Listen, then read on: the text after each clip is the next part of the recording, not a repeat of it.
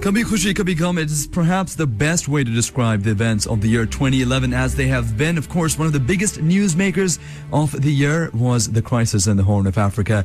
Why am I talking about this right now? Well, because Wednesdays would be incomplete until we got into our weekday shake-up Winter Warmth Wednesdays campaign. And we're really blessed, really fortunate to have on the line with us Sue Larkin, the Director of Community Engagement from UNICEF, perhaps one organization most synonymous with global assistance. Wherever there's a crisis, UNICEF has been there, and it's been such an amazing relationship I've had with them over the past few years. We've worked on a bunch of campaigns together, but perhaps few crises in the history of my engagement with UNICEF have been this dire, this heartbreaking as the crisis right now in the Horn of Africa region. How bad is it? And why are we not talking about it anymore? These are some really important questions I want to ask, and I think the only person who is capable of answering this very capably right now on air with me is on the line with me right now. I'm talking about Sue Larkin one more time, the Director of Community Engagement at UNICEF. Sue, thank you so much for joining us on the Weekday Shake-Up. Thank you for having me. So, Sue, let's talk about, the year 2011. I think it's been a year of highs and lows. Quite a few natural disasters. I mean, Japan, there's been sort of Hurricane Irene in the States, but nothing really sort of shook a lot of people up as did the crisis in the Horn of Africa region. What made this crisis so unique? Well, I think, for me, I think a lot of it is the scale, is the number of people, specifically children, impacted. When we look at, we're talking more than 4 million people in Somalia alone, 13 million people in the Horn of Africa area, 160,000 children on the brink of death. Those numbers are just astronomical. With 160 people 160 children, you said, on the verge of death. 160,000 children. How does UNICEF estimate a figure like that? How do we sort of define the fact that if assistance is not sort of reached or isn't sort of sent in time, these children are on the brink of death? Well, working with partners, so we have partners on the ground, so obviously local community partners, local agencies who are helping us get data, as well as, of course, other members of the UN family who help pull together all of that data to help get the word out for the scale, and then assessing. Unfortunately, there are trends. What a child's body is capable of. We know what is needed to make a difference for children. And so when you look at the population numbers, you get the data from the ground, you get the data from the other partners working in different areas. You can put all that together and start looking at those numbers. Sue, there was a story which Sadia, who I know works with you at UNICEF as well, shared with me when we were talking about this crisis earlier this year. And one of the most heartbreaking stories she shared with me was the fact that due to the lack of food or just nutrition, the mass migration itself was killing so many women and children particularly, that she had relayed an incident where there would be women who would be migrating from one region within sort of the Horn of Africa to sort of, perhaps Kenya, or a place where there were a few more resources being distributed. And she would say that, they would tie two kids on their back and sort of start migrating. And by the time they'd get to their eventual destination, they'd realize that one of the kids had passed away. Yeah. How many of these stories were you actually sort of being faced with when the crisis was at its peak? And it's still happening. For I think to speak about the crisis being at its peak, it's still there.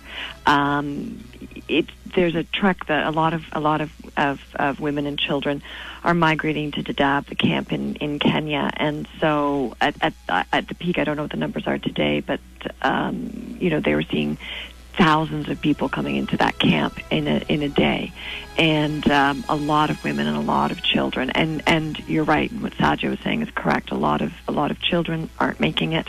It's a tough route.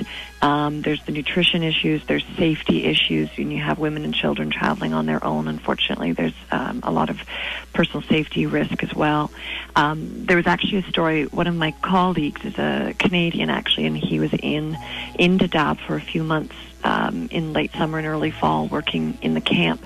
And he actually was telling me about this little boy, Aiden, that he met. And so Aiden had made that distance, that walk with his family. And he arrived at the camp, and he's 3 years old. He arrived at the camp, and he weighed 11 pounds. Wow. I have you think about in Canada, you hear about newborns who weigh 11 pounds. And just to put some context around that, I have a 3-year-old son, and he weighs 40 pounds. Wow. So this little guy came in at 11 pounds, and we have UNICEF has clinics set up within the camps to obviously help treat children who are suffering from such severe acute malnutrition.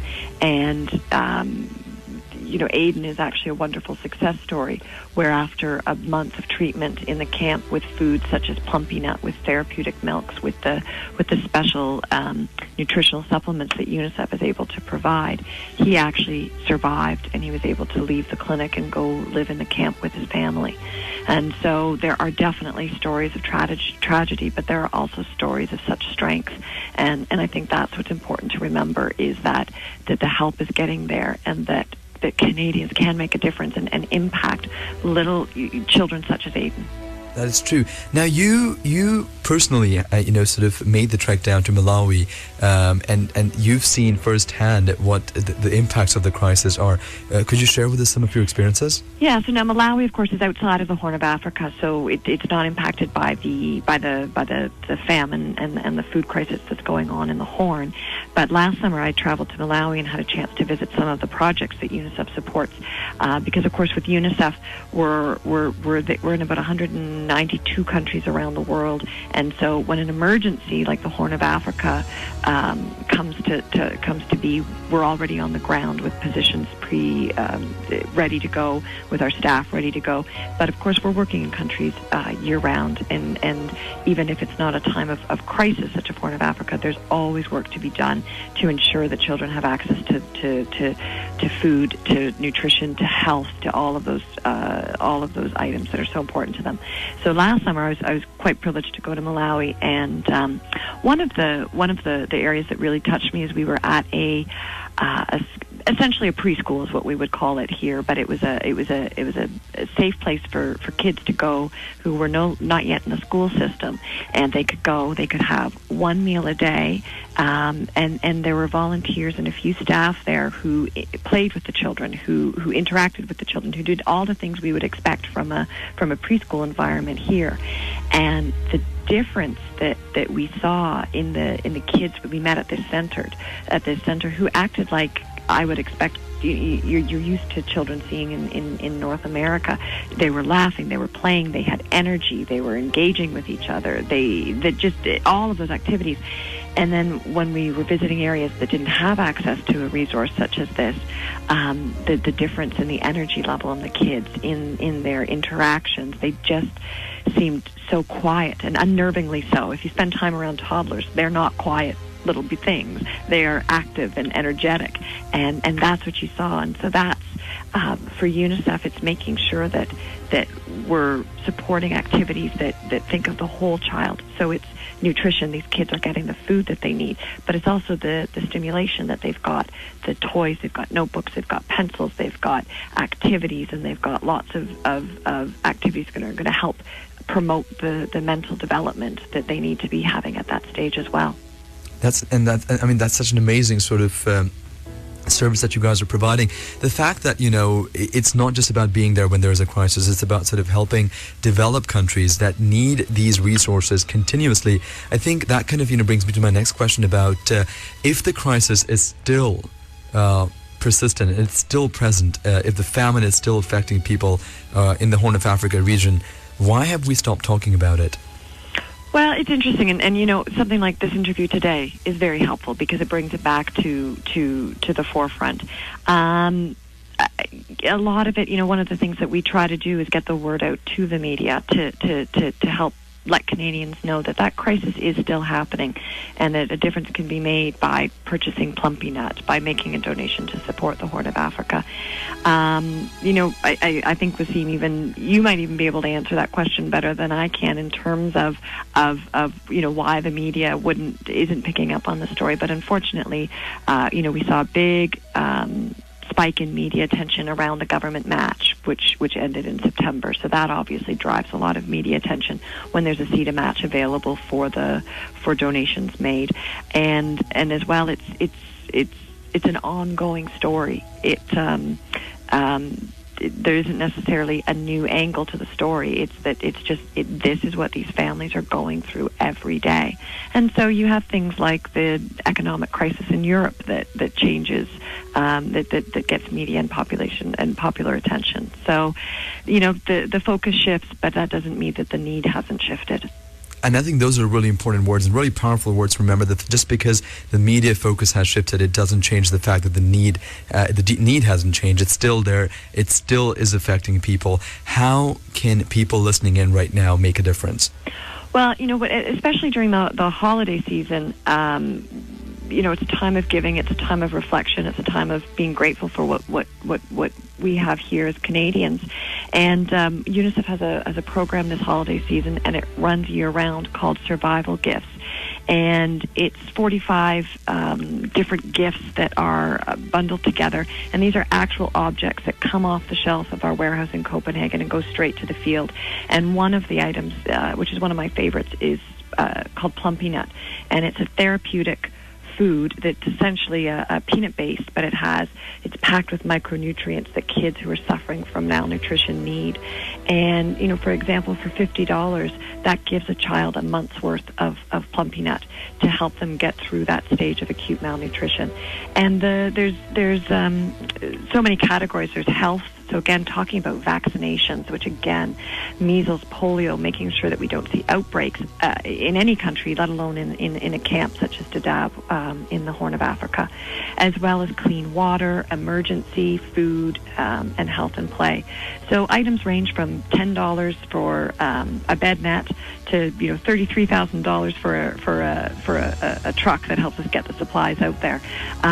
So it's a wonderful program where people can make an individual contribution. They can get together as a group, either in their community, at their church, or at work, and make a difference. I was just talking to a lovely woman who popped by the office yesterday, and she's a grandmother, and she sits down with her grandkids every year, and they go through the book and they talk about what the impact these items would have for a child, and her grandchildren pick the items, and that's part of the holiday giving that she does with her grandchildren.